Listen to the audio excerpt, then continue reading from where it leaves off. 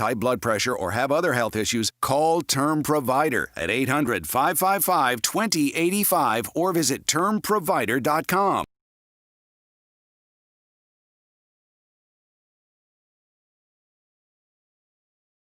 Advertising with extremely low mortgage rates. Because when you called your bank or one of those companies doing the advertising, hoping to refi at a low 30-year fixed rate, you found out those low rates were not available to you because you have a jumbo mortgage that exceeds their conforming limit. Well, Owning has great news. Now you have the opportunity to refinance and save money like everyone else. Today, Owning is offering refis up to $2 million at a 30-year fixed 2.875% rate and APR with no closing costs. No points, escrow costs, title fees, nothing. So call 8555-OWNING or go to owning.com. Owning Corporation, equal housing lender. Rate assumes tax and insurance in pounds. Licensed by the Department of Financial Protection and Innovation under the California Residential Mortgage Lending Act. NMLS 1797976. Call 833-852-6464 for terms and conditions. Jumbo 30-year fixed money at 2.875% rate and APR with no closing costs. The holidays will be different this year. Also different is the way you have been and will be doing business. Adapting to the changes hasn't been easy, but never more important to succeed. Many of the digital resources available have helped overcome obstacles your business is facing, but are you using the full potential of every one of them? That's where Salem Surround can help. Your business needs to use digital tools more than ever to stay in touch with customers who are still making buying decisions this year and for next. Will they consider or even know about you? The marketing team at Salem Surround gives you the tools needed to stand out and be visible to current and potential customers online right now looking for what you do. We'll design a plan that targets and surrounds customers with proven marketing strategies. Contact Salem Surround for a free evaluation of your marketing plan and see how we can help place your advertising message in front of today's consumers. Learn more at surroundsandiego.com. Surroundsandiego.com, connecting you with new customers. The Answer San Diego, streaming now on iHeart.com and radio.com. This program is sponsored by Dave Stahl. It's time to get educated on your Second Amendment rights. Welcome to 2 full hours of Gun Owners Radio. Your hosts, Dave Stahl, Joe Drammissi, and Michael Schwartz, will teach you about firearms, self-defense, and the laws that affect your rights to keep and bear arms. Visit gunownersradio.com with questions to learn how to become a sponsor of Gun Owners Radio and get involved. Together, we will win. Now here's your hosts, Dave Stahl, Joe Drammissi, and Michael Schwartz on The Answer San Diego. All right, folks, welcome to Gun Owners Radio, FM 96.1, AM 1170. The Answer. Well, this segment is sponsored by John Dillon and the Dillon Law Group. If you have legal matters that involve firearms, then you need to call attorney John Dillon. If you have questions about red flag laws, gun registration, gun transportation, or maybe you need to know that your guns are California compliant, call our trusted firearms attorney, John Dillon. John Dillon specializes in California gun laws. You can call him direct at 760-642-7150, or you can visit his website at dillonlawgp.com, and make sure you heard it right here on Gun Owners Radio. Another smart idea, folks. You can tune into the YouTube live stream at youtube.com/gunownersradio. And do us a favor and hit the like button and subscribe button to support the show. And tell all your friends. All right, Mike, who you got for a call-in? Well, first I wanted to do a little quick shout-out to Melissa. Our yes. Yep, yeah. She's recovering from COVID. Is she listening? Let's hope she's listening. I hope she's listening. She better be listening. You better be listening. Yeah, it's not like she has anything to do but lay there and recover, right? Yeah, and eat all that fine food at the hospital. That's right. So, Melissa, if you're listening, we're all thinking about you and can't wait for you to get all better real soon. Yeah, big hugs from the big group. Okay, so everybody heard last week that the adult entertainment businesses, which I don't know what those are. Joe said he'd explain it to me. Joe knows all about it. Show me those pictures again. Anyway, the adult entertainment facilities across San Diego went to court, and the judge ended up saying, "Hey, you guys can open, and restaurants can open," and then they close. Anyway, there's this legal roller coaster that's been going on. Kidding. And the attorney who is fighting on their behalf guy named Jason Sacuzzo, who's somebody that has been in Second Amendment activism for years. I've known him for years as a good friend and then a fellow activist as well.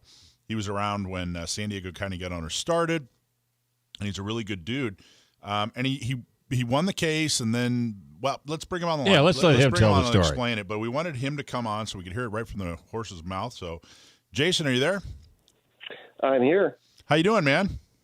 I'm doing good. Doing good. Well, thank you so much for joining us. Congratulations. Although I know I know there are things you can and can't say about the case.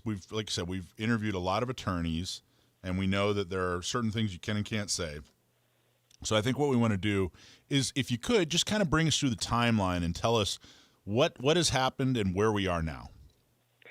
Sure. So, just to kind of briefly recap, going back to late summer, early fall, when the rules started to loosen up for restaurants, Pacers and Cheetahs, which have restaurants attached to them, opened up, only to be met with cease and desist orders saying that we could not have any live adult entertainment. Our response to that was an infringement upon the First Amendment rights of Pacers and Cheetahs. So we filed a lawsuit to seek an injunction preventing either the state or the county from stopping us from having live adult entertainment.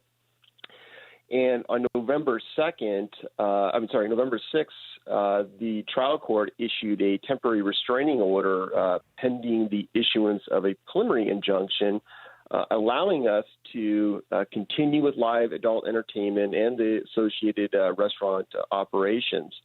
And in fact, interestingly, the state of California stipulated to extend that TRO because of new guidance that was ultimately adopted by the state that would allow live entertainment. So in the interim, though, on December 3rd, as we all may recall, Governor Newsom issued that further stay-at-home order, which essentially blocked blocked outdoor restaurant dining. Ironically, at this time, the state was arguing that our entire case was moot because they had changed the rules for live entertainment, but at the same time, they were saying that we couldn't have live entertainment.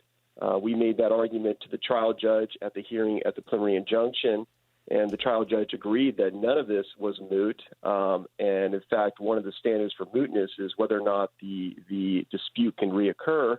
And certainly with the sort of roller coaster of injunctions and cease and desist and other restrictions being placed by governmental authorities on businesses, it was not a moot issue. And the court issued the preliminary injunction last week, has got a lot of publicity on that. The preliminary injunction, which in very basic layman terms meant that they could no longer enforce the ban on restaurants, right?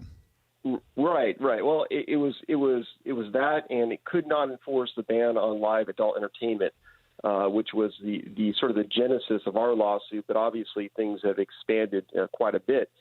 And incidentally, it was actually the defendants to the case that interjected this whole restaurant issue into our case by bringing up the Cowboy Star case into our case and putting at evidence the arguments in that case, in our case, that was the Cowboy Star case being more focused on the restaurants. So interestingly, that they were kind of surprised having interjected that issue into our case, that the court would actually rule on it. But as we all know, the court did weigh in on that issue and not only enjoined the state and the county from interfering with our First Amendment rights as it pertains to live adult entertainment, but also allowing the restaurants to reopen. And the connection there is you only represent the two adult entertainment facilities, but the connection to restaurants is that I guess both of them have a restaurant. Is that accurate? Just for clarification, I only represent Pacers Showgirls International. Cheetahs is represented by Steve Hoffman. But correct, both facilities have restaurants that are attached to them, and obviously, yes. So they're both restaurants. See what that menu has. That would be interesting. Anyway, all right. So they said, hey, look, adult entertainment is you can no longer enforce that ban, and oh, by the way, they happen to have restaurants attached, so you can no longer enforce that ban, and that applies to every restaurant in San Diego. Is that kind of absolutely okay? Right. So then as we all heard, on late Friday afternoon, the state filed a emergency application, which we were unable to respond to given the timing of their submission, and the Court of Appeal issued a stay, essentially hitting the pause button on the operation of the preliminary injunction.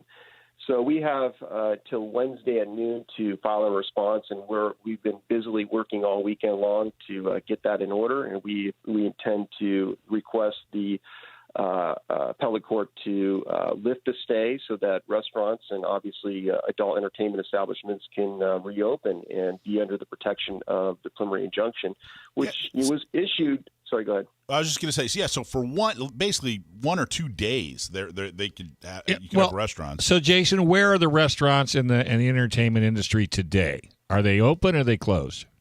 Well, they are closed today simply because right now, under the rules, we're all subject to that December 3rd order of Governor Newsom. Okay. And certainly, everybody's been making their own decisions as to whether or not they're going to abide by that. But, certainly there's potential consequences if the authorities seek to enforce those rules. Interestingly, from what I understand from the county, is that they're not going to oppose the part of our case that pertains to the restaurants. We may still be fighting on the issue of live adult entertainment, but it sounds like the county is essentially siding with us that restaurants should be open. Yeah, and the only reason I say where I live, it's a very small community, and we have a small handful of restaurants, and none of them are abiding by this ruling. They're all open. They're still doing your distancing. You still can't sit super close. They do have outdoor dining if you choose. You do have to wear a mask, but they're not stopping. In fact, Friday, it was the weirdest thing. When you guys got yours, 2 trucks showed up at this one restaurant. They were unloading pallets after pallets after pallets of food. And then that afternoon, they were told they had to shut it all down. Well, you can imagine the thousands of dollars of food that they ordered. And they basically said no. One of the people came in and asked the lady, asked the owner, are you going to comply? And she said, well, I don't really know. She goes, well, you have to tell me. Okay, no. Here's my business card. So she hung a cease and desist order on the front. My friend went out, took the cease and desist order, ripped it off the wall, wadded it up, and threw it at her. Good for them. So there you go. Well, thank you so much for the update. Yeah, you Jason. got it, really man. I wish we had it. more time because I mean, but no problem, guys. But you got to keep us up to breast on this because there's a lot of lives, hanging out there. Small businesses, and I mean, it's just insane. Jason, thank you very much, and you have a very Merry Christmas. You too. Take care. Thank you. That was a little nod to the adult entertainment. Keep us up to breast, huh? All right. Well, I didn't even think about that, but that's good, though. Write that down. Something. Did you hit that 5-second button? No. All right, folks, this is Gun Owners Radio right here on FM 96.1, AM 1170. The Answer. There's more Gun Owners Radio with Dave, Joe, and Michael to come on The Answer San Diego.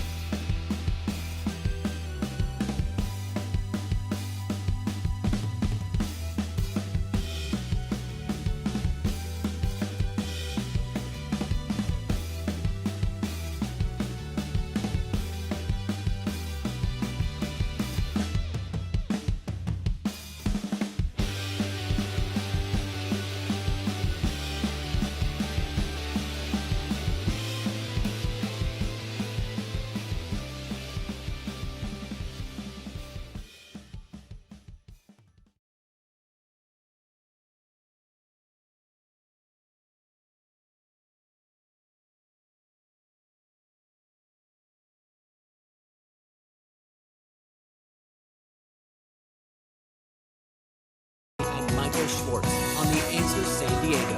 All right, folks. Hey, welcome back to Gun Owners Radio on FM 96.1 AM 1170. The Answer. Hey, we are proud to welcome the National Concealed Carry Association as a 10-ring partner to San Diego County gun owners. NCCA exists to serve the Second Amendment community by providing a nationwide network of 2A advocates, offers elite self-defense and concealed carry training from the nation's top instructors, and provides rock-bottom prices on the best selection of gear and accessories. Learn more about them at nationalconcealedcarryassociation.com. All right, who's our next guest, sir? So Rich found this really cool organization called Doctors for Responsible Gun Ownership. It's which is DRGO. I wonder if they pronounce it. We're going to have to ask if they call it Dr. Go. But it's DRGO, Doctors for Responsible Gun Ownership.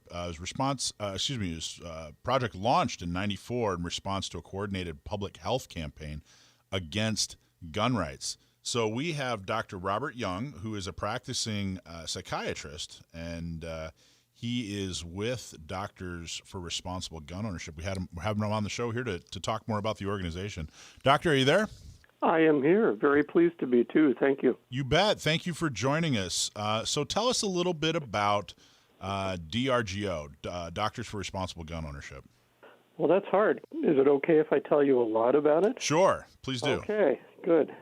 As you said, the organization began in 1994. Oh, by the way, can you hear me okay? Perfectly. Sound great. I'm trying a new headphone and mic. Good. Began in 1994 at the time that the Dickey Amendment was being considered by Congress. And our founder, Tim Wheeler, along with several other then activist physicians, went to Congress to testify before the subcommittee considering this. He had previously been very disappointed in his own California Medical Association, which was developing a statement on guns. He submitted a lot of material to them. These are the days of fax. He'd check on it. They'd say, oh, didn't receive it. Why don't you send it again? He did this like 3 or 4 times before he realized that they did not want to know what he had to say. And he had to say the things that we know are true, that guns are not bad, that gun owners are good, that the problems are elsewhere. Now, can you tell everybody what the Dickey Amendment is? Sure thing. That's the amendment that's still in play. That came about in '95 as a result of this testimony, which forbade the CDC and later NIH too was added from agenda-driven anti-gun propagandizing. It did not forbid research whatsoever, which is a lie that the anti-gun people have used ever since. Oh, the Dickey Amendment, it keeps the federal government from doing any research on this important public health issue. Well, no, it doesn't. It's up to Congress and the president every year to decide to approve funding or not.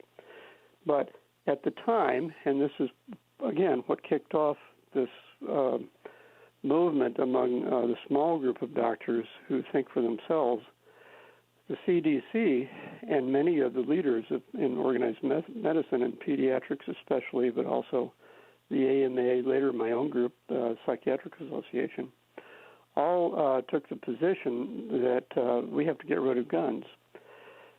And that was actually a publicized propaganda point by the CDC in advising the American public. We still have copies of some of their literature on our website. You can't find it at the CDC anymore. And Dr. Young, you mentioned the AMA Yes. basically taking the position that we have to get rid of guns. And my father's a doctor. I'm very familiar with the AMA and the Journal of American Medical Association.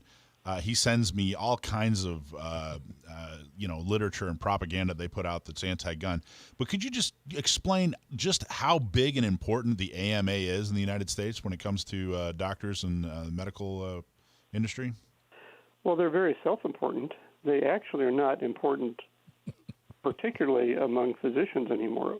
Only around 20% of physicians in this country belong to the AMA. Now, a lot of them have decided to belong to their specialty associations instead. I belong to both, which used to be the standard. There was one time back in the 60s they probably had the majority of physicians as members. So they claim to speak for all physicians in America. They, by any standard, they really don't. However, they appear to, and in terms of groups being recognized for all physicians, they're the number one thing people turn to anyway. So they are important in a public sense. They're not important to us physicians by and large. Now, and you're a practicing psychiatrist, and Yes, it says here in your bio that you know the dangers of encountering violent or mentally unbalanced patients or their family members. So tell me, how did you get involved? Being a psychiatrist, how did you get involved in this melding of Second Amendment and healthcare? Well, Dr. issues. Wheeler had run this until actually just several years ago, and he had some colleagues at first. By the late aughts, his colleagues had kind of aged out. He was kind of doing it all by himself. Now, I grew up with guns. I grew up in the Ozarks of Missouri, rural suburban lifestyle. Nothing strange about it. I had my first rifle at 15. Had BB guns before that, and as I moved to New York for training, I stayed here, and then around the year 2000 or so, I started wondering, well, why don't I get a permit? Because that's just another right I should exercise. 2002, I got my permit. With that, in New York, it's a pistol permit, not a rifle or shotgun permit yet. Got that, and then I started getting interested in the subject. I am 65 now. Around 55, I started casting around for something I could do beyond the local administrative and teaching and things that I've done to see if I could leave a mark on the nation. Now, that's quite a self-aggrandizing position, but I wanted to. Started looking into this, and I realized there was one big strange thing about all the research about guns. None of the research considered in any way at all whether guns were a benefit. Now, that's very strange in researching anything. You always look at risks versus benefits in medicine. So I decided to do a little reading, and I discovered what we all know, that in fact the data shows that guns are used far more in self-defense and successfully than they hurt anybody. And hurting people considered homicide primarily, or accidents, it's really not that many people a year. So I began reading, I found DRGO. I called up Dr. Wheeler. We had some great talks where he was trying to convince me that the powers that be were really anti-gun, and I was thinking, God, they can't really be, can they? Well, I came around because that's they are. They aren't stupid. They aren't. They know their way around politics and PR.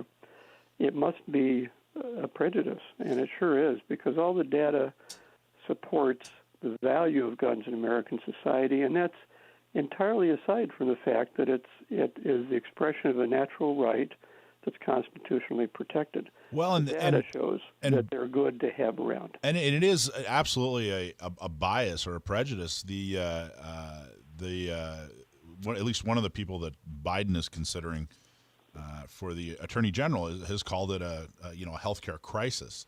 Now, you as a healthcare professional and as a part of Doctors for Responsible Gun Ownership, I was looking at some of the positions you guys took, and it's really fantastic stuff. You guys hit on all the important things that have to do with healthcare and gun ownership, and under your position statements, you talk about guns and public health, gun safety, gun research, the gun question, EMRs and guns, suppressors and hearings, protective orders. Now, protective orders, tell everybody a little bit about protective orders. What does that mean? Well, I think the more common phrase nowadays is red flag laws, where people can be designated as having the right to report on someone who seems dangerous, the state then will have the right, based on a judge's decision, to confiscate the person's guns. This whole thing is beyond absurd. Generally, and it was very interesting. It was an interesting read, but generally, what is the position of Doctors for Responsible Gun Ownership on these protective orders or the red flag laws? We're all for catching people who are potentially violent to themselves or others. It's very important. But number one, if you're only grabbing their guns, that doesn't change much of anything. It's not that they can't get another, and it's not that they can't do harm in a lot of different ways. They need to be assessed and treated. That's what's needed, not stealing their property. Good point. Beyond that, just like with domestic violence restraining orders, there's a lot of room for abuse of this. People can play out their vendettas against their neighbor or their ex-boyfriend or somebody like that. And there are not penalties commensurate with the burden placed on the subject for people falsely reporting. In addition, once the police say take the guns, then the question is, what does it take to get them back? Well, it ultimately takes your money by hiring your lawyers, spending months, if not years, fighting this. And you don't know what condition they're going to be in when they get back because there's no requirements for them to be safely kept. And they've already been lost or damaged. So there is almost nothing good about this. Really, truly. When we've seen it locally, I've had a lot of contact from people who've basically, the powers that be have abused their gun violence restraining order powers. So we're talking with Dr. Robert Young. He's with Doctors for Responsible Gun Ownership. We're going to go to break here, but when we get back, we're going to talk about the top 3 myths. I'm going to have you explain to us what the top 3 myths are from your perspective. And then we're going to talk a little bit about you're going to give some advice for gun owners on how to respond to inappropriate questions from physicians when they visit their doctor or whatever. All right. So let's start there, and then we'll start rolling through as many myths as we can talk about because there are dozens. All right. Well, we got to go pay some bills right now, sir, so stick with us. You're listening to Gun Owners Radio on FM 96.1, AM 1170. The Answer. In Southern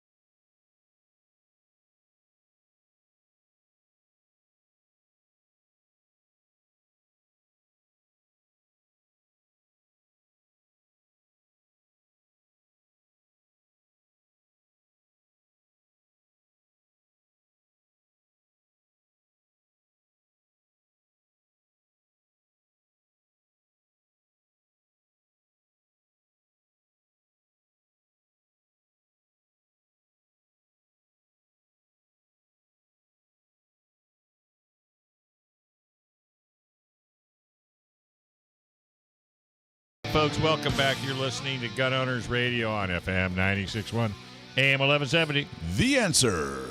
Righty now. Hey, let me turn the page here. Hey, the California assault weapon law makes it almost impossible to own an AR rifle, style rifle. What's the solution? Buy a Cali Key for your rifle. Cali Key converts any mil-spec direct impingement AR-15 or 10 into a bolt-action rifle so it can have all the features without being considered an assault weapon. It's a true drop-in solution. No milling, no aesthetic modifications, and no turning off your gas system. Keep your entire AR collection intact at a price you can afford with Cali Key. Check out Cali Key at CaliKey.com. That's KALIKEY.com. And for those of you watching our show online, please hit that like button and subscribe.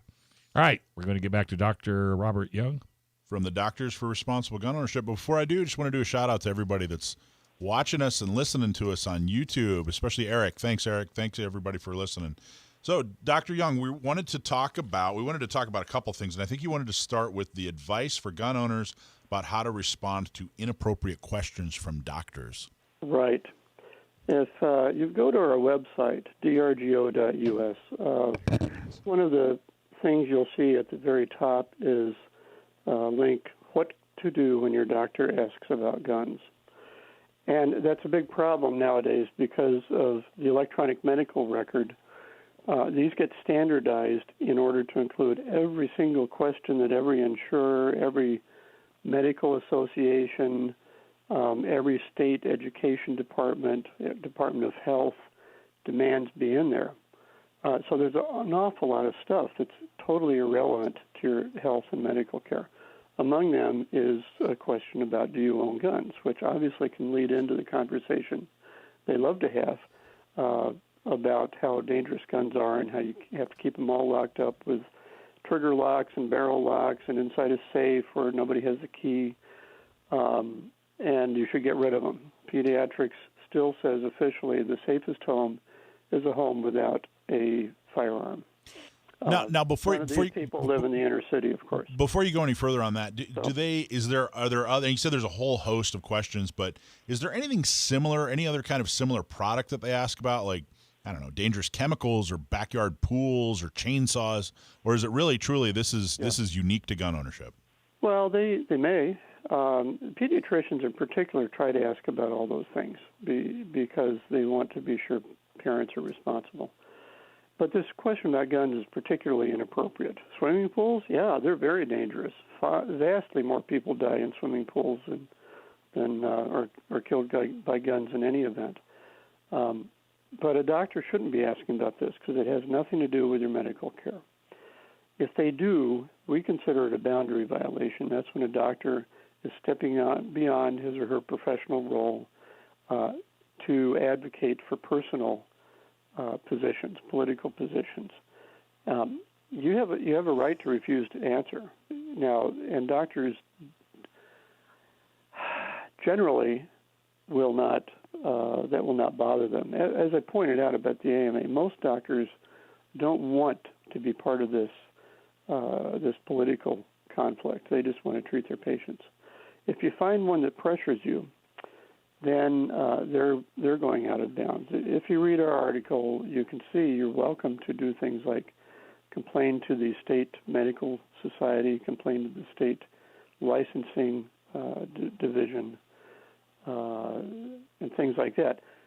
My advice is get another doctor because you can't necessarily convince them otherwise. And there are lots of doctors who won't do that to you. That's another thing we do. You'll see again at the top of our page, drgo.us, an option to ask us to connect you with a gun-friendly medical provider. Oh, that's cool. All right, so if you go to your website, you guys actually have a list of gun-friendly or Second Amendment-friendly medical providers. But no, we don't have a list because we don't want non-gun sympathetic people to see that list. Gotcha. Okay. But we will hook you up with somebody if we have somebody within X number of miles of where you live if you ask us. Okay. It's a work in progress. We've been doing this for a few years. We don't have nearly enough providers everywhere, but it's gradually becoming more and more possible to hook people up.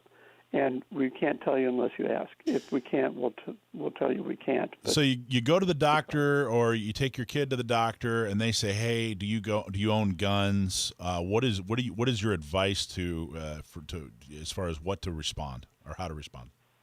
Well, you have to decide for yourself. A lot of people just lie, say no. There's always the boating accident to refer to. Yeah, I tell my dentist I floss, so I can easily tell my doctor I don't know. Guys. At this point in history, it's okay to say so, but the problem is this record is permanent. So once you've said so, somewhere in a database that is accessible, ultimately to government authorities, you are down as a gun owner. You can. Some people favor asking a question and return back. So, oh, really? You want to know, do I have guns? Well, I'm curious, do you ever do anal sex? It's an equally impertinent, inappropriate question, or your variation on that, People can do a lot of different things, but you don't have to answer that question. Interesting. That's the main message. Yeah. Okay, so let's talk about the top 3 myths. Well, let's see. At the beginning of things, around 1990, there was this guy named Kellerman who did a study that's still quoted by the bad guys that there's a 40 times the risk of someone dying of gunshot if there's a gun in the house. That's absurd on the face of it. This brought out a lot of contradictory evidence and discussion. It's been long discredited. This guy, he went around asking neighbors if they thought there was a gun in the household where somebody had died. He did not bother to discriminate between guns that, say, a shooter had brought in. He never established whether these were guns owned by someone who lives in the household. This thing was a farce. I've been through the paper myself, and I get down to something less than a 1% increase in risk once I throw out all of his bad data and bad assumptions. Okay, so myth number 1 is that you're 40 times more likely to be shot if there's a gun in the house? Yeah, right. Okay, yeah. Myth number 1, it's totally more debunked. Likely at all, yeah. Bad Obviously, science. It's a little more likely, but no. Myth number 2. Yeah, in the late 90s. As we know, Florida State, oh, darn, I cannot remember his name. Gleck. Okay. Gary Gleck, thank you, yeah, my God. So he came out with a survey showing that people report using guns at a rate, for self-defense, at a rate of up to $2.5 million a year at that point. Mm-hmm. And, of course, that was just considered absurd, god-awful, totally stupid. Now, what he only found out last year, and I mean, we've all seen confirmation of this, so we know it's true, but last year he discovered that the CDC, 2 years after he published his work in the 1990s, added a question about this to one of their standard population surveys. And they found out, what they found out confirmed what Kleck said. They got a number somewhere between 1 and 2 million. They did not publish that. They did not reference that. This is the same CDC that had been putting down gun ownership. Clearly, they decided to do a survey to see if they could contradict his findings. It turned out it confirmed it, and that thing disappeared for over 20 years. Wow. Okay, so basically there's fewer than 30,000, if you include suicide, fewer than 30,000 deaths where a gun is used per year in the United States. However, there's well over 2 million defensive gun uses, I believe was the term he used, which means that you've used a gun in some way to defend from serious attack or murder, correct? Right. And a lot of people who do that say it was life-saving. Now, This is nothing you can pin down fully, but I've been through this in one of the articles I've posted on DRGO, considering, well, how many assaults end up being injuring or cause death.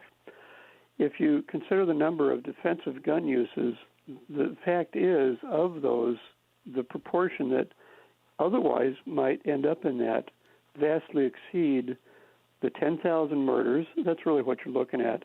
But if you want the 30,000 or so gun deaths, which include suicides and accidents, right. Ipso facto, there you go. That's all there is to it. And what's the third myth?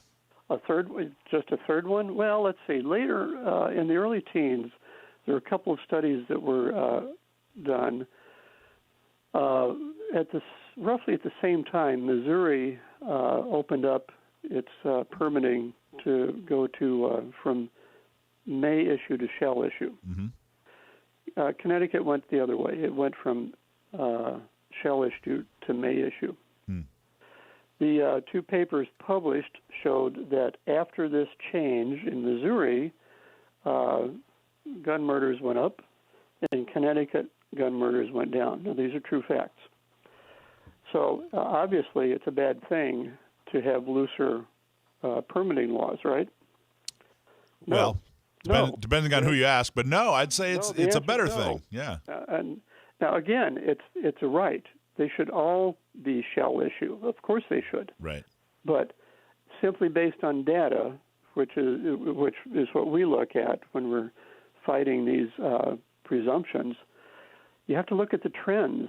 In Missouri, the trend, the rate of murders using guns declined. They were still going up, but they went up at a slower rate after shall issue was put in place. So more guns, less crime. I think we've definitely heard that before. Ultimately, that's true. In Connecticut, gun murders went down after they went to May issue. They were going down before at a faster rate than after they went May issue. So if you're going to look at that point in time, in fact, each of these laws impacted the rate of gun deaths. Missouri's positively with a lessened rate, and Connecticut's badly with an increased rate. Restriction, exactly. Dr. Young from Doctors for Responsible Gun Ownership. What's your website one more time, Doctor? drgo.us. Please take a look. Great. We write on it often. We republish other things. We do Facebook. That's Doctors for Responsible Gun Ownership. Post several things a day, articles every week. And we're real active in a lot of other ways. Yep. Testimony and consulting and helping any other 2A group with the data that we can analyze and provide. Well, Doctor, appreciate your time very much. Absolutely. Yeah, keep up the good work. We appreciate it. We'll be talking to you down the road, I'm sure. Okay, thank you all. All right, folks, we're going to take a quick break. You're listening to Gun Owners Radio, FM 96.1, AM 1170. The Answer.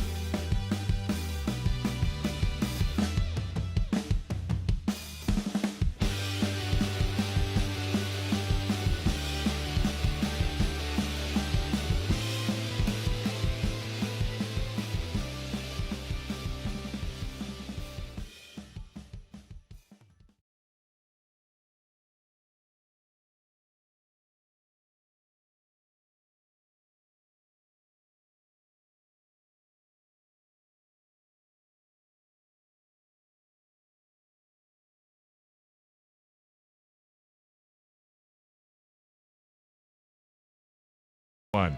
Seal One CLP Plus is an all-in-one solution that cleans, lubricates, and protects your guns. It's also natural, non-toxic, and environmentally friendly. Seal One was founded by a Navy SEAL here in San Diego, and all their products are made in the USA. Seal One is also a strong supporter of SCCGO. So we are very proud to have them on board. Clean your guns faster and better and with Seal One. Use the code GOR25. That's GOR25 for a 25% discount off your first order on their website at seal1net or seal1.net. That's seal1.net. Yeah. Who have you got coming on next? So it's kind of cool. I was You talking to your nephew? No. I was thumbing through the news, and I saw I think it was on Fox News that a 14-year-old young lady from Kansas went hunting and harvested a 42-point buck. I don't think I've ever seen a 42-point buck. Was it alive or was it stuffed? I didn't even understand it, so I said, "All right, we gotta get her on." So my next guest is Paisley Worth from Kansas. Are you there, Paisley? Yes, I am. Fantastic. You're there, and Dad's on the line as well. Yes. Yep. Excellent. Well, thank you guys for being here. Paisley, congratulations. Yeah. Thank you. Hey, Dad, is that, we don't have deer out here in San Diego unless it's in the zoo. Is a 42 point, is that some kind of a record? Well, it's one that has quite a few points. These non-typicals here in Kansas and the Plain States, they get quite a few points on them, but 42 is a lot of them that score.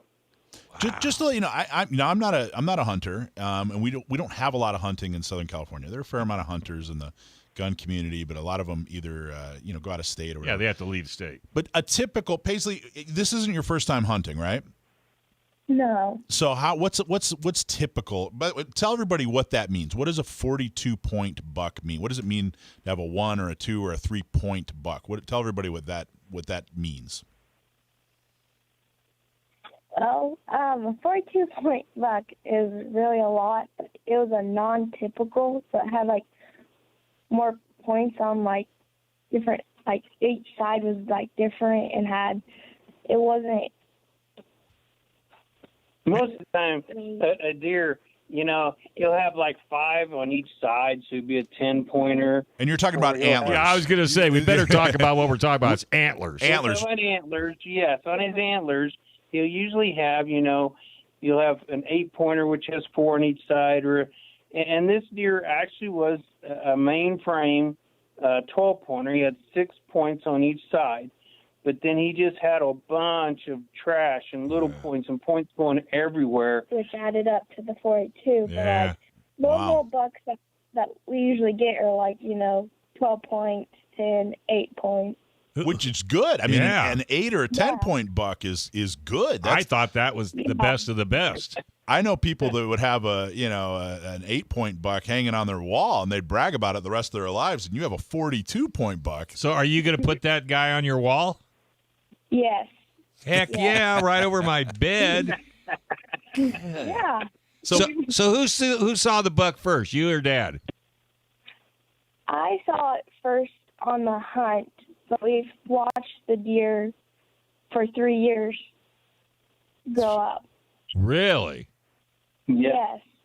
Wow. So you saw it for 3 years. Year 1, you saw it, and then did you just kind of say, all right, well, let's leave this guy alone.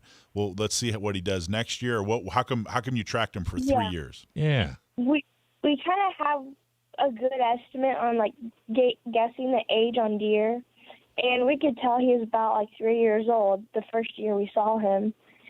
And for a 3-year-old, he has a lot of potential in his antlers. And my dad saw it, and my older sister wanted to. At 4 years old, her sister wanted to shoot him because he was a 7x7 that year. But Dad's he's 4. He has 2 years of growing. He has some growing to do. I've never heard a hunter. I've never heard a hunter do this. And that's part of why I wanted to have Paisley and have him on. I don't think people understand exactly how much work. how much cultivating is really into when they talk about going hunting and shooting a deer. They refer to it as harvesting, and I don't think people really understand. This is a deer they knew for 3 years. Oh yeah, there's that deer again. They have a good idea what they're doing, where they're hunting. This is something that's very and so people don't get all teary-eyed. Tell them the damage that deer do.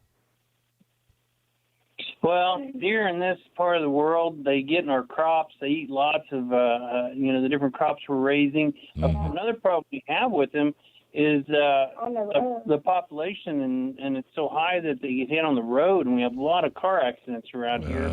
And that is what I guess is why Kansas and the fishing game is trying to manage these herds, and that's why we take out a few and harvest them every year to keep the population down, or we'd have car wrecks all the time. Yeah, it would be bad. It's very bad enough of how many there are. So does everybody? So you're 14. Does everybody? Do all 14-year-olds in Kansas hunt, or are you pretty typical, or is it unusual? Do all your friends and schoolmates, do they all hunt, or are you unique? It's mostly a little bit older than 14, and if it is 14, most of them are boys. But that's kind of like why I like hunting. I kind of like showing people that you can hunt at a young age, and you can be boy or girl. But it's my 4th year harvesting a deer, and last year I shot a pretty nice 12-point buck. Yeah, her buck last year was 12 points, and he was 6 on each side and had a little kicker, and he scored a gross of 178, so he was a really nice buck. Wow. She shot a buck every year. That was what cracked me up, is every year she shot a buck, and it just got bigger and bigger and bigger. And I told her now I don't think I can go bigger. she's going to have to start doing something new, because take her fishing. Hard to beat this one. Yeah. Okay, so you plan on bringing up bow hunting now. Oh, yeah, let's make it difficult. Hey, what did you shoot? What was your weapon of choice? Yeah, that's a good question. I shot a 270 Savage Axis rifle. And it didn't knock you on your butt? Nope. Ever since you were 10, you've used a 270, right? Holy moly. No. I started out with a 243. This was my first year shooting the 270. You like it? Yes, I do. After I saw the deer on the trail cam pictures, I was like, I think I might want to shoot him with the 270 and make sure he goes down.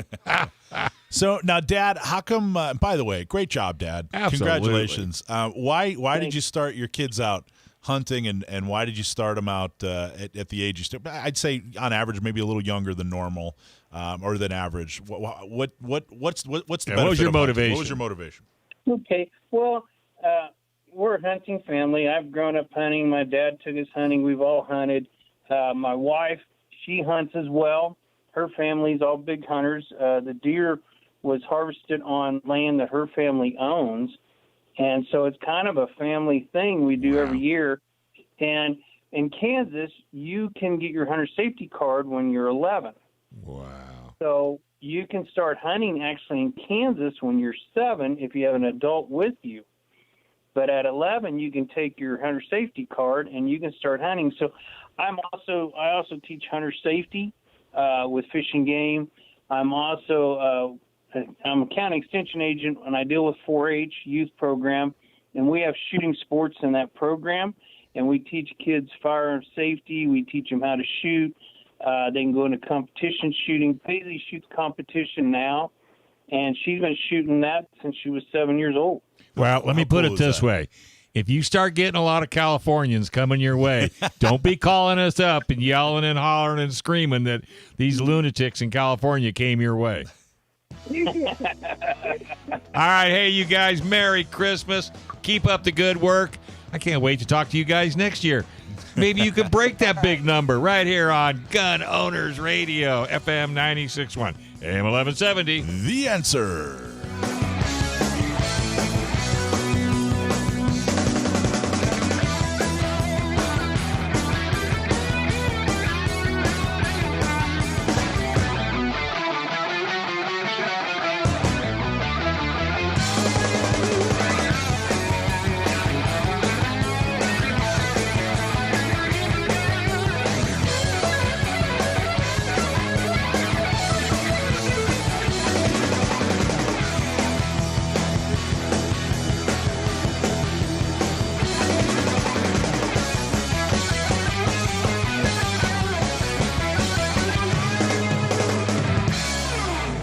This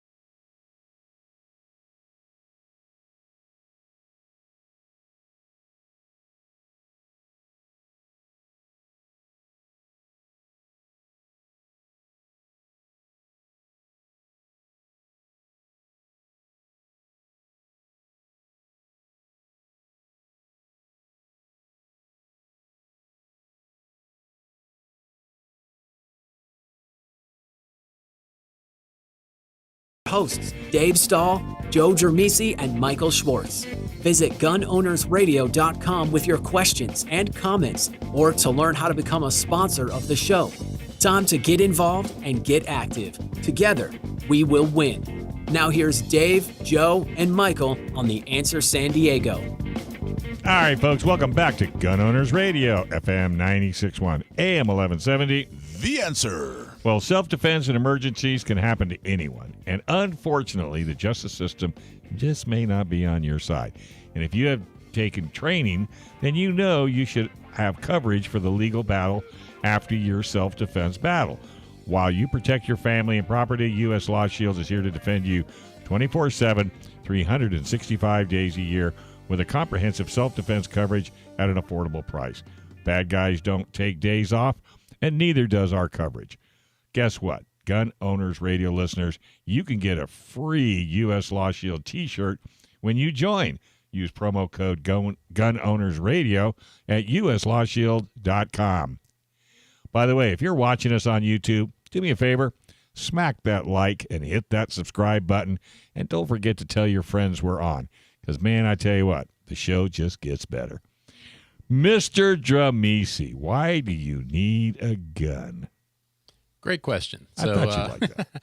So I thought I'd address this week a question that a lot of us get. Why do you need a gun, and what are you afraid of? That's usually how you get it. Oh, yeah. And you get it actually, I was thinking from two groups of people, really. Remember a couple of weeks ago we had Dan was on here, and he's written a series of books, I guess, the Good Gun, Bad Guy, I think it is.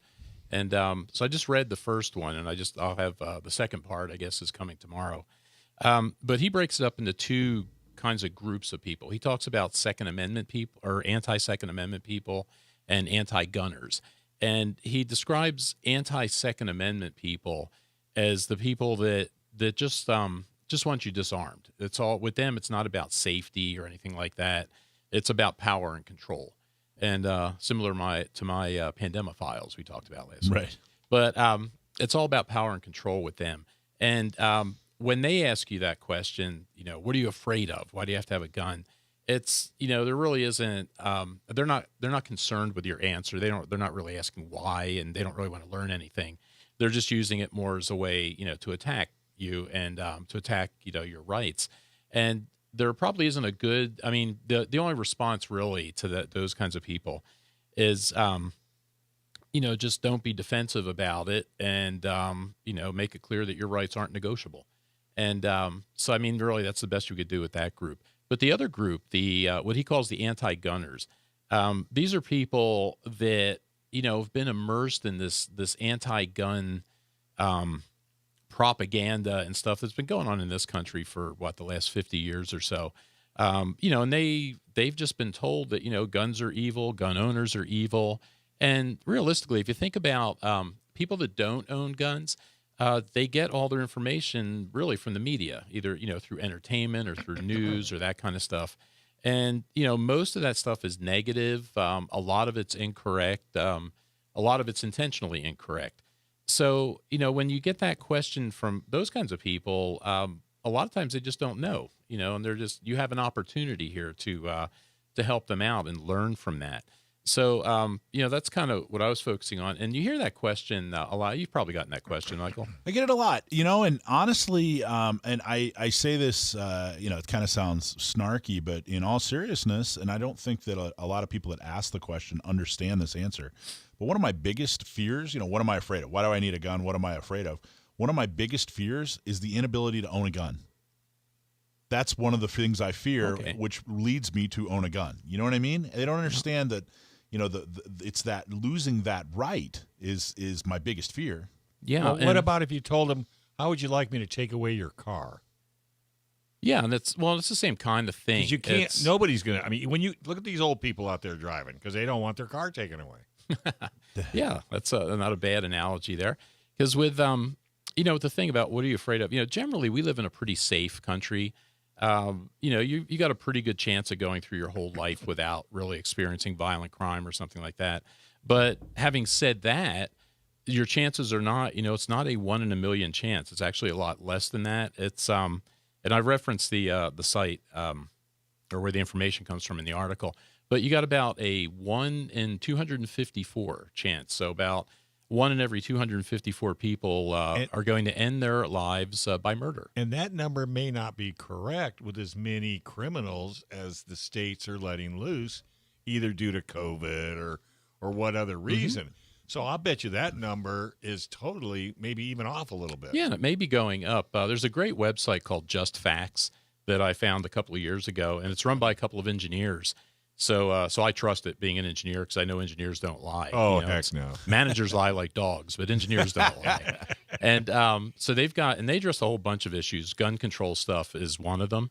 But they've got everything they mention or reference up there is all cited, so you can see just where they're getting the information. You can make your own decisions.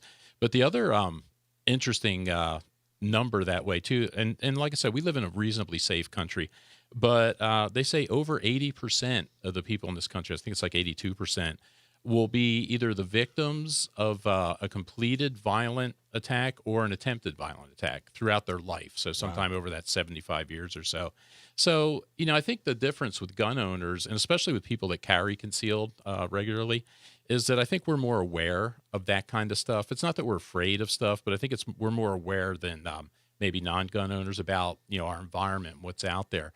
And the best analogy I think I've heard with this, about why do you carry or why do you think you need a gun, is with seatbelts. It's, like every time I get in my truck and I drive somewhere, I put my seatbelt on. I'm not afraid of getting in an accident. I'm not expecting to be in an accident, but I always put the seatbelt on because I understand that, okay, it's not likely I'm going to get in an accident, but accidents happen every day to people, and it could happen to me. And I know that if I have the seatbelt on, my chances of surviving that are much greater, much more significantly greater. So I always do that. And if I were to drive, like if I were to ask you guys, hey, drive home today without the seatbelt on. And, you could do it, but you would be aware of it and you'd be uncomfortable with it, because I know I would if I drove home like that. And it's the same thing with, carrying a gun. I mean, I'm not expecting to be attacked. I'm not expecting to run into a criminal or anything like that. But if you leave your gun at home, I am aware of it and I feel weird. Like for me personally, I try not to go places where I can't carry. Right. And I don't like, I avoid those places. If I have to go to one, I don't like it. It just makes me if uncomfortable. you have to go to DMV, you'll do it online. Yeah. Like I go to our local winery less now because I can't carry up there. Actually, you can carry at the DMV. Can't carry at the post office, though. Oh, yeah, just let everybody know. Which is another weird thing. I have to. We should address that again sometime too. As I've written about the gun-free zones before, because it's on top of being a magnet for these wackos and these crazy people. It's like when I go to the post office, and I wrestle with this every time I go. I'm only going to run in there. Do I have to? And then I always, all right. So I'm sitting in my truck. I've got to quietly, I guess, take the gun out of my holster, put it in the other little holster I keep with me, put it in the vault, lock it up, go in there for 30 seconds, run back out, and I've got to do the same thing all over again. You're forcing me to manipulate the gun for no reason, to load a gun out there, and it's it's slightly more dangerous for me to have to do that. Well, I think you're absolutely right. People that ask that question aren't necessarily, I think 90% of them are not really looking to have a true discussion. They're not really looking for a sincere answer. But I think it's important to, when you answer them, not to, throw a bunch of statistics on them. Yeah. Not to, from my cold, dead hands. Yeah, see, and pull that. And we've had this discussion before, too, because when I first got involved in this and got into it, again, being an engineer and being a teacher, okay, facts. If you just give them the facts, they'll be okay. And I used to do that at work, too, and it doesn't work with managers, and it doesn't work with anti-gun people, because it's an emotional argument that they're making for the most part. So, depending on who you're dealing with, if you're dealing with the anti-Second Amendment people, that's just an emotional, I want you disarmed for power and control thing. So it doesn't matter. They don't care about facts. They don't even know why they want you disarmed. I carry a gun because I care about you, and if anybody attacks you while I'm with you, I want to make sure that you survive. Well, and the other big thing, too, is, a lot of, especially with the concealed carry, I mean, I go way out of my way to try to learn about how crime and that stuff happens so I can avoid being in the situation in the first place. But if I do end up in the situation, at least I have an alternative rather than begging a criminal for mercy. Oh, that's not going to happen. All right, folks, you're listening to Gun Owners Radio. And by the way, that was an awesome segment. Oh, good. Gun Owners Radio, FM 96.1, AM 1170. The Answer. There's more Gun Owners Radio with Dave, Joe, and Michael to come on The Answer San Diego.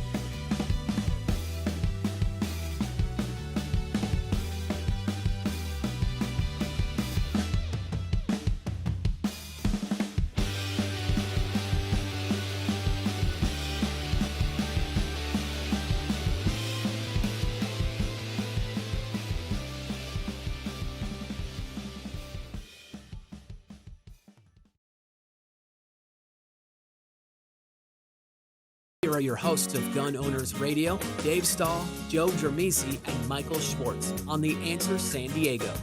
All right, folks, welcome back to Gun Owners Radio, FM 96.1, AM 1170. The Answer. Hey, we want to big a shout out to Ghost Hammer.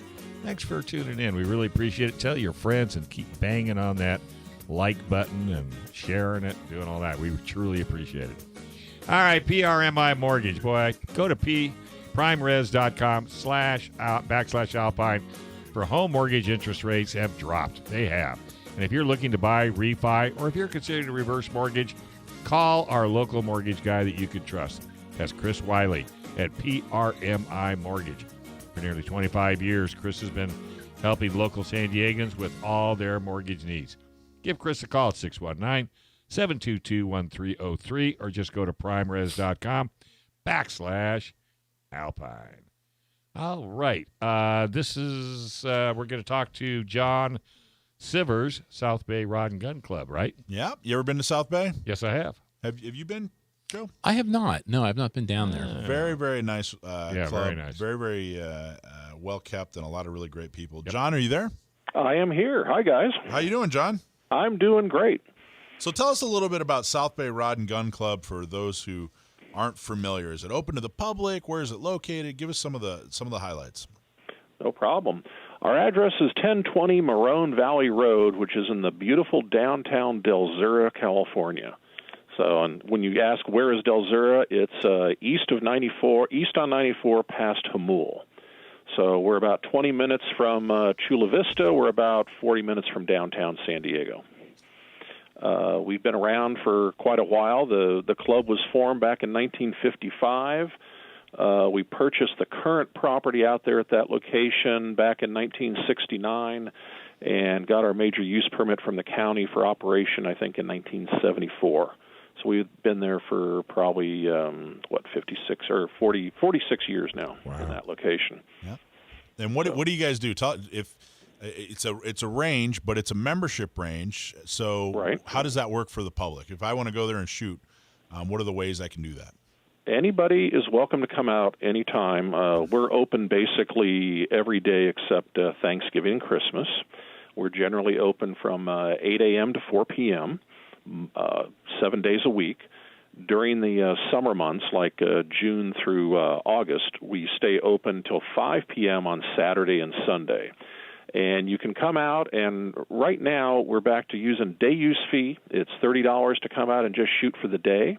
A membership for a person under 62 is $125 a year. If you're 62 or older or active duty military, it's $100, and that gets you a full 12-month membership, unlimited use of the range facilities. And when they get out there, when you talk about the facilities, what are they going to find? Can they shoot pistol, rifle, shotgun, or? Good question. We have 5 ranges that's active right now. Range 1 is a 35-yard pistol range. Range 2 is a 50-yard pistol range. Range 3 is a 100-yard rifle and pistol mixed use. Range 5 is our trap range, where you can shoot trap, normally 16 yards. And range 6 is our long-range range. We have fixed target stands at 50 yards, 100 yards, 200, and 300 yards. So that's the furthest you can shoot at our range is 300 yards. And I think you guys are all volunteers, right? Do you have any paid staff? Well, we have a caretaker that's paid staff, but for the range officers, we have about 250 volunteer range safety officers. All of them are members of the club. All of them volunteer their time. We're always looking for more range safety officers, by the way, for those of you who are interested in that. We will train you. We'll train you there on the range itself, and after you've been a range officer for a brief period of time, we'll even put you through the NRA range safety officer class and get you certified with the NRA. Which is very, very cool. And is Don Gussler, is he still involved? Yes, Don Gussler is still our president. I'm the business manager and the treasurer of the club. Hey, we should send him Joe. Yeah, right. Yeah, right. Since you haven't been there before. No, I haven't. And the only reason is because I discovered the Lemon Grove Rod and Gun Club first before I knew anything. Yeah, but they're not in Lemon Lemon Grove. Grove. They're not in Lemon No, Grove. they're not. Go to Del Sur. At least they know where they're at. At least they're properly named. Yeah, I hate that. Don is one of the most knowledgeable guys you're going to find when it comes to ranges, range development, range safety. He just truly a...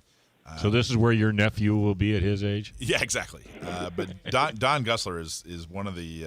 well, and a great FFL, too, if you need that. Truly. That's where I get my guns sent to. A treasure here in San Diego. So I'm really glad that he continues to be involved with Southbay Rod Gun Club, because you guys are fantastic. So you guys are running into a little bit of a problem. After being there for, 50 years plus, all of a sudden it's decided that you need drinking water. Is that what's going on? Well, it's ever since we've had a major use permit, one of the conditions is that we're supposed to have, quote, unquote, a water system. Well, back in 74, a water system just meant, you dig a well. A few, 10, 12 years ago, after a big fire, nitrates in well water became an issue all over the East County. And because we are open to the public, the county required us to, start going into this whole new realm of we are now a non-transient public water system, which means that we get to pay them money every year for the ability to pump water out of the ground.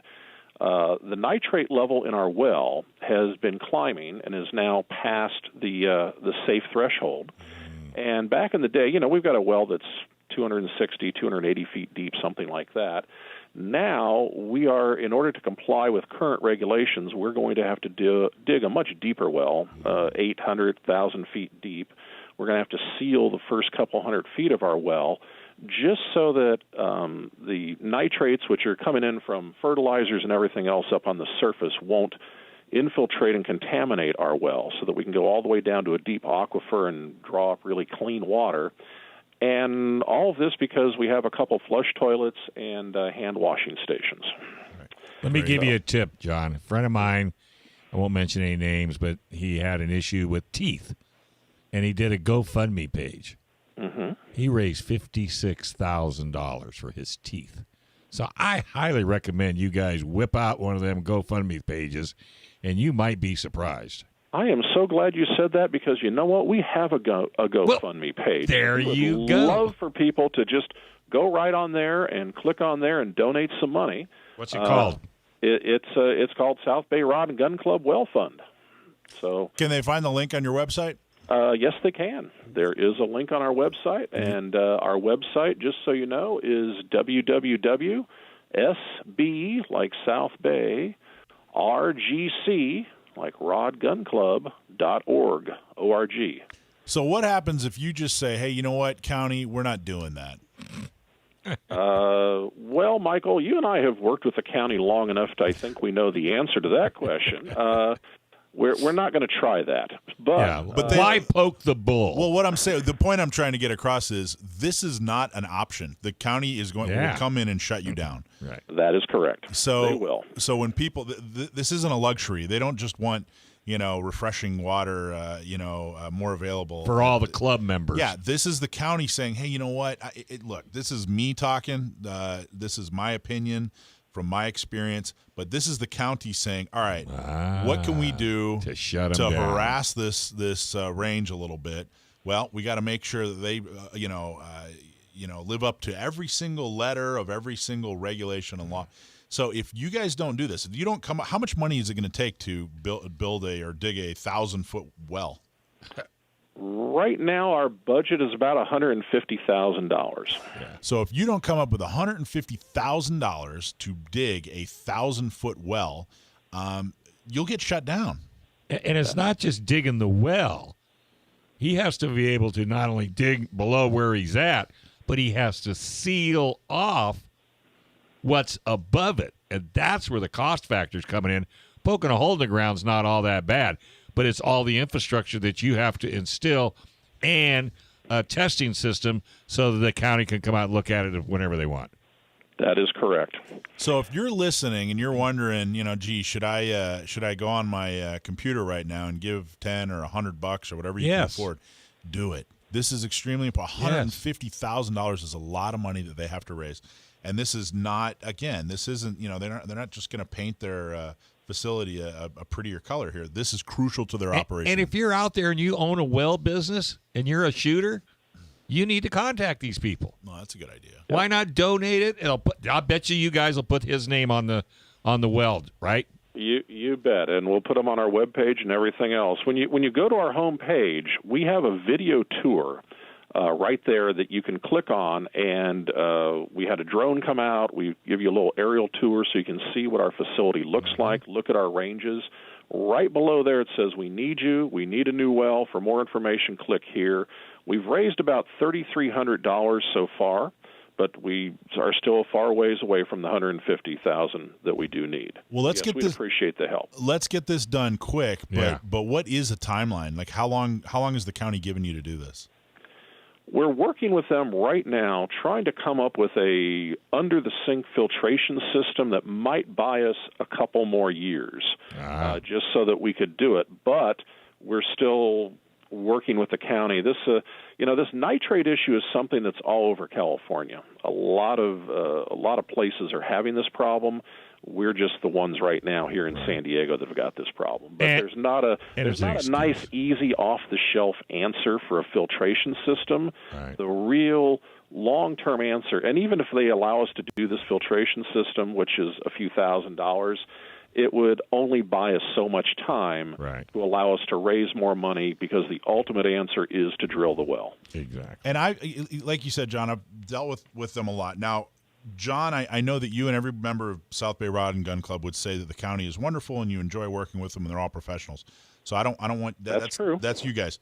My opinion, look, if you guys were running a spotted owl and baby seal petting zoo, you would have every exception, and every bit of help they could possibly give. Sure. But the fact that you're a gun range makes them, in my experience, in my personal opinion, far less likely to work with you, give you exceptions, cut you some slack, help you out. They're a target.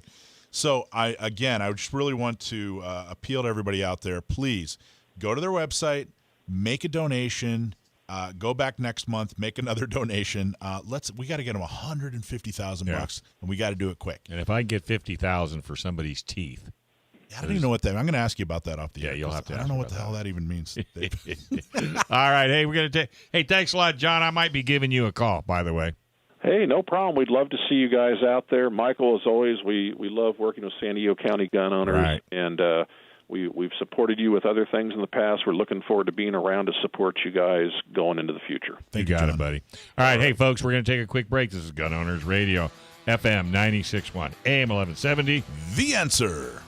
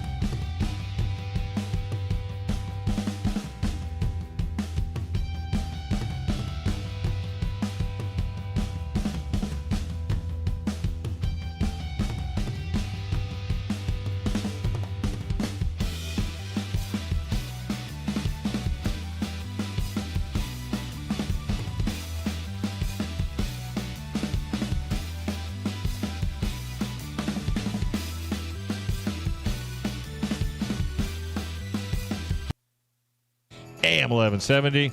The Answer. Our show needs your help. We live in a state where your self-defense rights are quickly eroding. Let us be your voice to help defend and restore the Second Amendment. Help spread the word about the fight.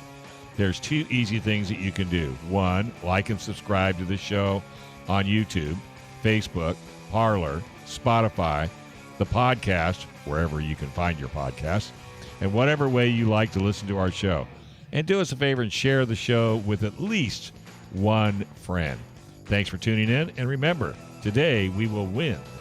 Okay, before we talk to Michael about the Santee election follow-up that he stood there diligently for hours on end with his beady eyes looking down on those people, making sure they were counting correctly. How would you like to learn to become a better self-defense or become a better self-defender? Easy for you to say. I know. With John Correa, now's your chance at Cover Your Ass Week in San Diego. If you are a San Diegan, Riverside, San Bernardino, or Orange County gun owners member, check your email for discounted codes. Early bird discounts have been extended through the end of the year, and that's right around the corner. Training makes a great Christmas gift for the gun owner and your family. So links to register are at the gunownersradio.com, gunownersradio.com website. Check them out. Cover your what? ASP.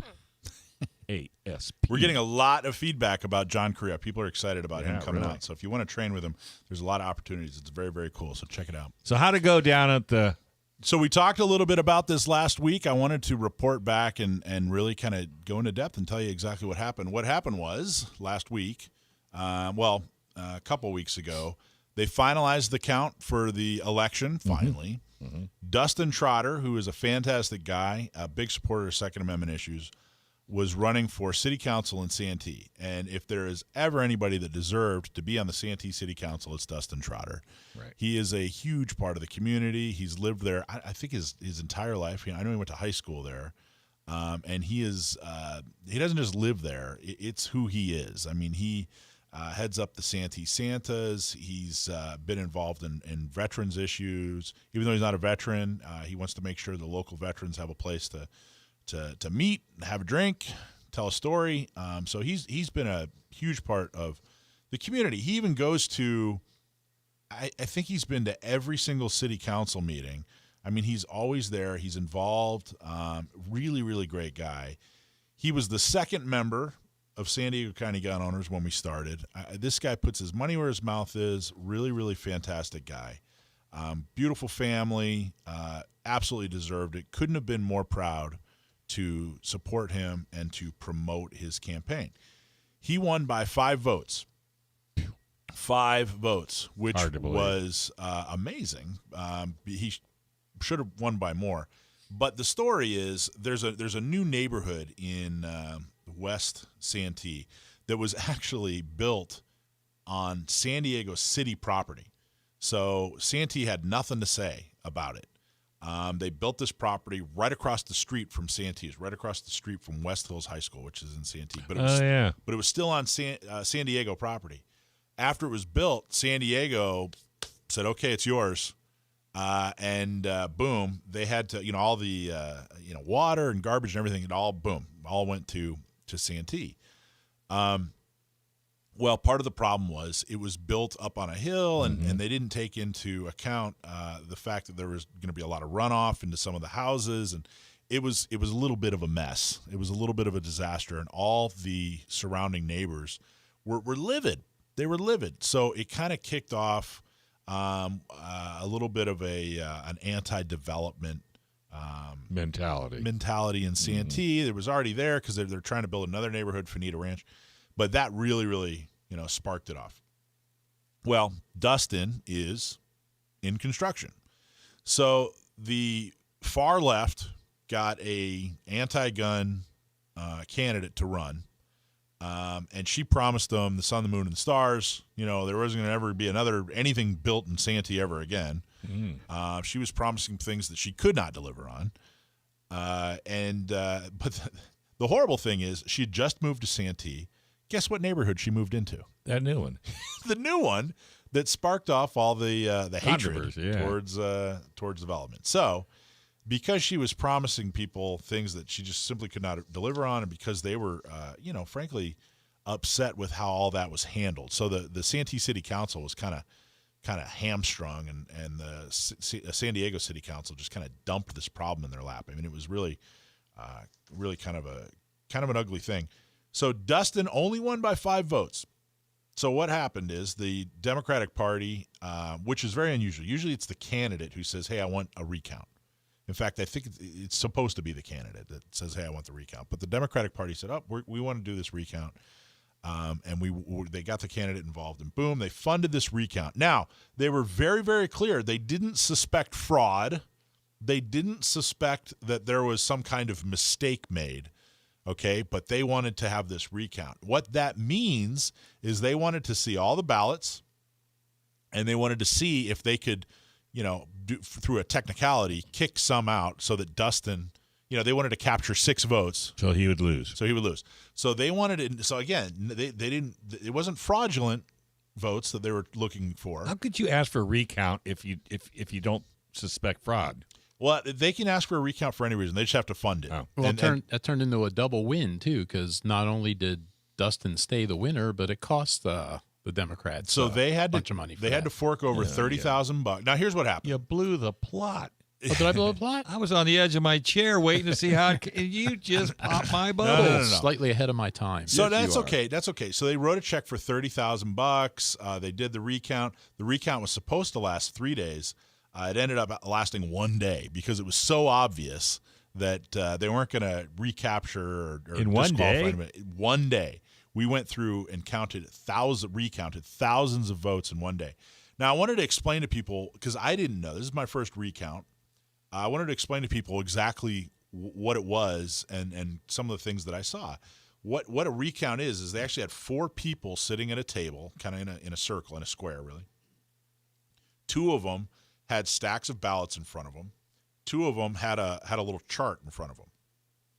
Myself, as the representative from Dustin Trotter's team, was on one side. Next to me was a representative from the Democratic side, and then on the other side there were 2 other representatives, Trotter and the other candidate. So what happened is one of the county officials would grab a ballot and hold it up. They'd say new ballot. And they'd hold the ballot up so we could both see the ballot. And they'd say, Trotter or Hurst, whoever it was. And then they'd put it down. That other person would confirm that was a fact. And then the other 2 people on the other side would put a little tick mark and say, okay, Trotter. So it was all double. Wow. It was very, very thorough.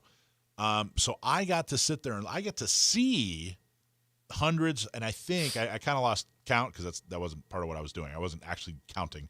I was just observing to see, But part of what I got to see was hundreds and probably thousands of votes.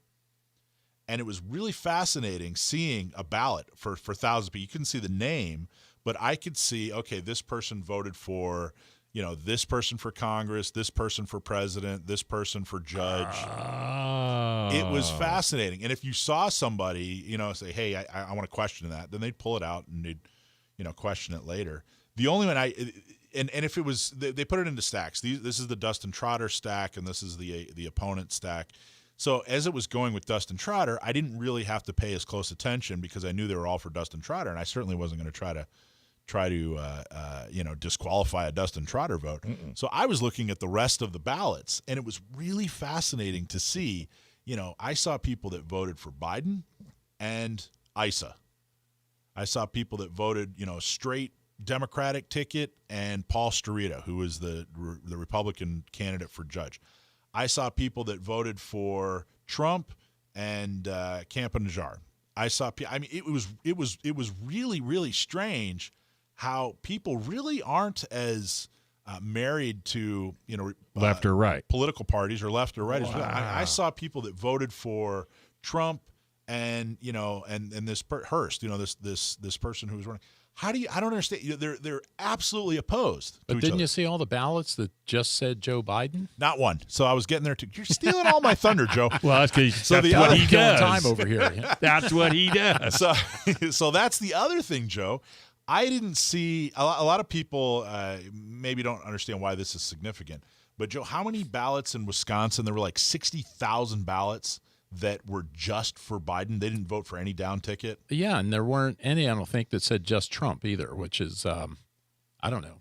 I don't. Curious? Good question. I didn't see a single. I was kind of curious. How many people just go and vote for president and walk out? I'm sure there's some people that do that, but I didn't see one. Tens of thousands. Everybody voted a mixed bag. Everybody. And nobody voted. You need to see one Biden vote. Oh, no, I did. Well, no. What I'm saying I thought is you said you didn't. I didn't see a ballot that just had Biden or just had Trump, and they didn't vote for Congress. Oh, I thought you didn't. Yeah, no. I saw a lot of people that voted for Biden. I saw a lot of people that voted for Trump. But you would think that if you voted for Trump, what about Rocky De La Fuente? I don't think I don't remember. You're kidding me. Everybody either voted for the little guy didn't get a vote. But I didn't. It was very, very interesting. So you would think that if someone voted for Trump is such a polarizing guy, right? That you'd vote the whole ticket. You would think, or if you voted for Biden, you would think that, hey, they'd vote for everybody that agrees with Biden. Wasn't the case. Truly wasn't the case. Wow. Now, what does that tell me? And especially, by the way, the further down ticket you got. What does that tell me? It tells me that especially further down ticket, it doesn't really matter what the registration is. We're all worried that, oh, gee, Democrats out-register us, by a huge margin. Doesn't really matter. People, if they shake somebody's hand, if they know somebody who's recommending somebody, or if there is a particular issue that's important to them, they will vote down ticket on those issues. Hey, I met this guy. I don't care if he's a Republican, Democrat, whatever. I don't care if he agrees with Trump or whatever. I met him. I'm going to vote for him. Or, hey, this other friend that I trust, he says or she says to vote for him. Or I really care about guns, therefore I'm going to vote for so-and-so for city council or whatever. Anyway, it was fascinating. If you're listening, Dustin, congratulations again. You won twice in 2 weeks, which is fantastic, and really look forward to your leadership. So did they have a number this time, or was it just so close they didn't even bother? They didn't finish. They just said, this is ridiculous. We're stopping, and they didn't even finish. Wow. My guess, by the way, is the Democrats spent $20,000 or whatever, $15,000, and raised $40,000. Off this issue. Oh, I see. So they did it mainly just to raise. Yeah, I got you. That's my guess. You're probably right. You're probably right. All right. Well, let's take a quick break, man. That was a good segment, Mr. Bubble Popper over there. Gun Owners Radio. Just trying to get up the breast. AM 1170. The answer.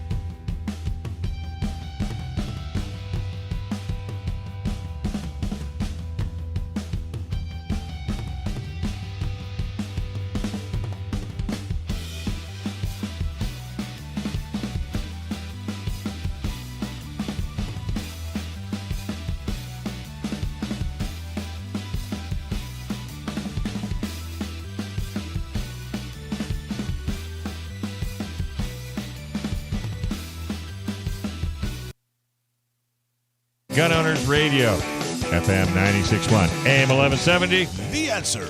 Hey, a big shout out to Mr. Fukushima. See, I knew it. See that? I knew it. What was his name again? Robert Fukushima. See, you got me. If you hadn't have said nothing, I'd been fine. Appreciate you listening in, bud. Hope you enjoy the show. If you go to SDCGO.org, you get a free hat. That's right. That's right, because I screwed it up. Yeah. Oh, no, then everybody's going to be sending me their name spelled wrong, and we'll have to end up giving away all the hats. We'll figure it out. Hey, we are so proud to have the Firearms Policy Coalition as a partner. Firearms Policy Coalition has been on fire filing a ton of lawsuits here in California and across the nation to protect your Second Amendment. Together, we are working on all levels to restore your self-defense right, so we need you to join Firearms Policy Coalition right now. People, they are making things happen. FPC just filed a petition for the Holloway versus Barr case to be heard by the Supreme Court. This could be the first Second Amendment case heard by the Supreme Court in over a decade. They need your help. Become a member today by visiting their website at firearmspolicy.org. All right, we're going to stump the man. Hey, Sam. How you doing, buddy? Great. How are you guys? Living the dream. Hey, we got a question from Michelle. Nope. Different question. Oh.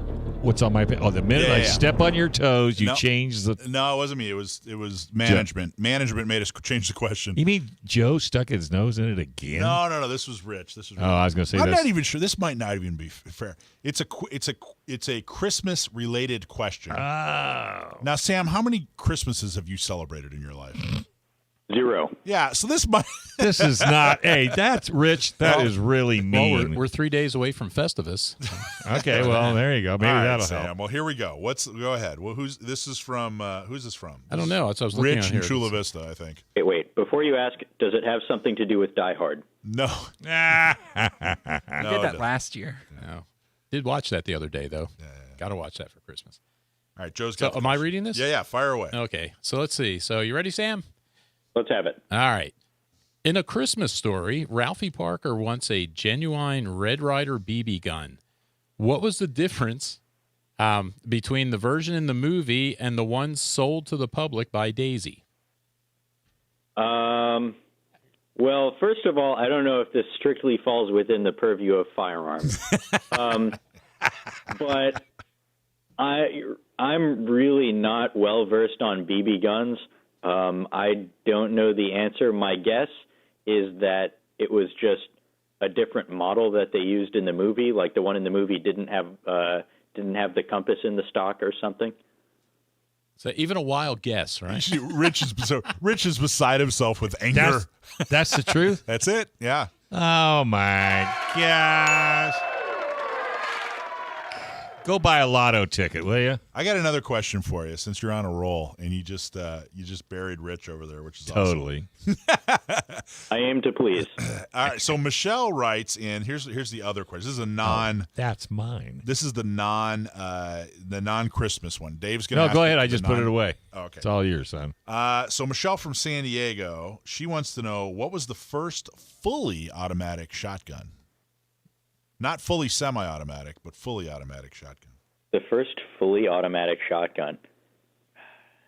You know, I don't know. But your guess is? My guess is, well, I know the AA-12 is a pretty well-known one, but I don't know if that was the first. That was the first. Unbelievable. See, I told you. The AA-12, originally known as the Atchison Assault Shotgun. How much do you know about the AA-12? Can you give us a little 1-2 on the AA-12?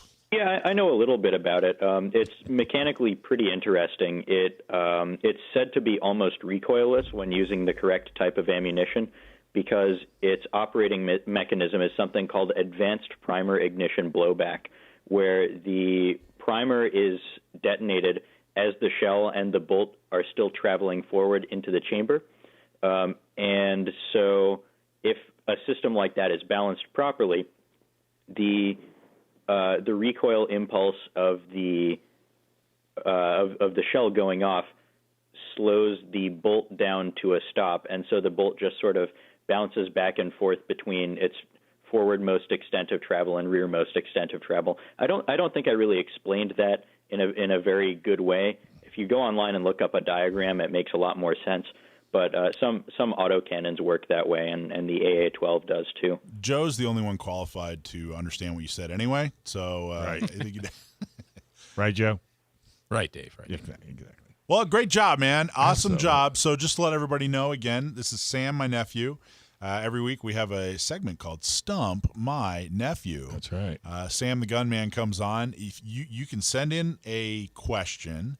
If we use it on the air, you get some really cool prizes. If you stump him, you get a Front Sight membership, which allows you to get training for life from Front Sight Resorts in Nevada. And that's a big ticket item, folks. So go to gunownersradio.com, submit a question, and let's try to stump this guy. And he does not ever know the question ahead of time. No. Never. And we can prove that. Yeah, I mean, he just answered a question about BB guns and Christmas. Neither one does he know anything about. And then he thought he'd answer one about the second question. He just had a little bit of information. That's right. That was a volume. Yeah. Did you get anything cool for Hanukkah? Yeah, I got some cool stuff. There's always, we call it socks and underwear night, but being an Eagle Scout and an avid hiker and someone who has to stand all day at work, I certainly appreciate nice padded socks. Of course. Is I don't know. Do we go the full? Is Hanukkah over yet? Or are you still getting presents? Yeah, it's over. So did you get anything gun related? No. We're gonna have to talk to. I guess people who give gifts to me have come to the realization that I already know what I want, and I just get it for myself in that world. That would be a smart move, trust me, because there's nothing worse than getting something you don't want. Because now you have to say, "Oh, cool. Who do I give it to?" Oh, I mean, put that fake smile on. Is there a gun I don't want? I don't know. Well, I understand exactly where you're coming from, my friend. And in our household, if you want it, go buy it. It's it's always with guns. It's never. It's like, well, yeah, that's the gun I want, but yeah, I didn't want it in OD green. Yeah, I wanted it in black or whatever. So I get that. I get it too, totally. All right. On that note, by the way, for those of you who are doing Christmas shopping for relatives, don't buy guns as gifts. I sell guns that's my job, and we always say to people who are saying like, "Oh, I want to get my relative something for their birthday or for Christmas," don't do it. Spoiling the surprise is a lot better than getting something that isn't perfect for them. Right. Take them to the store so they can get their hands on all the different firearms and make sure that they get what's right for them. And Sam, that logic fits with an automobile. Yeah. Well, I love it when a guy comes up to me and says, "Hey, Dave, I want to get my wife a F-150 4x4 lifted truck." Did she ask for an F-150 4x4 lifted truck? No, but I know that's what I'm going to buy her, and she'll love it. Never works. No, Never. Plus, he could use it if she doesn't want it. Exactly. There's I'll tell you, there's two things I do. One is if you're smart, guys or girls, make sure that your spouse has a really good relationship with your favorite gun store owner.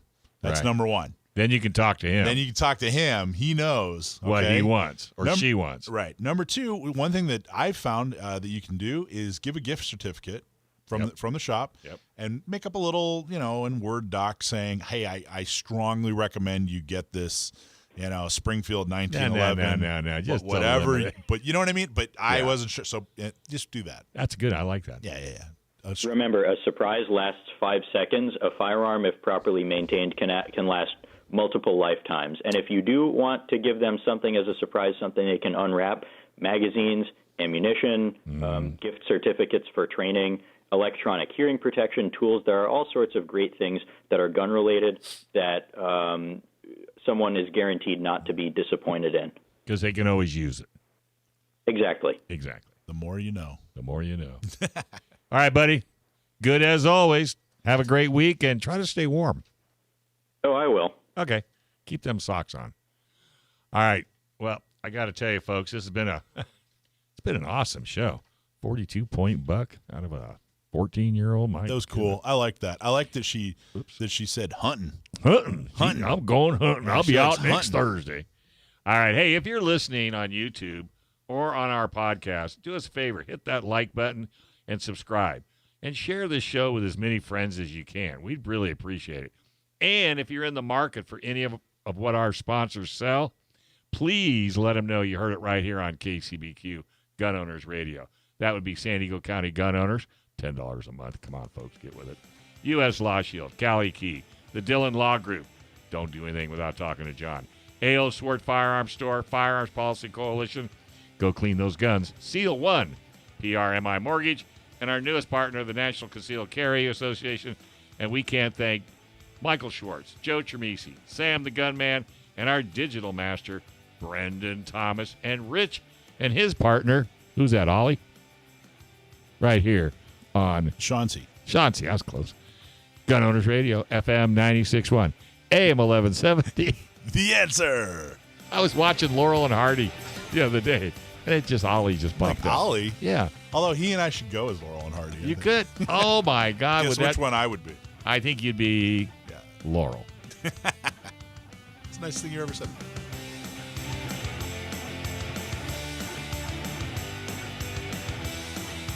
Gun Owners Radio, fighting to preserve and restore your Second Amendment right. Learn more about Gun Owners Radio and how to become a guest or sponsor by visiting gunownersradio.com. Join Dave Stahl, Joe Drammissi, and Michael Schwartz every week at this same time as they talk guns and Second Amendment rights. Have fun while staying informed and getting involved.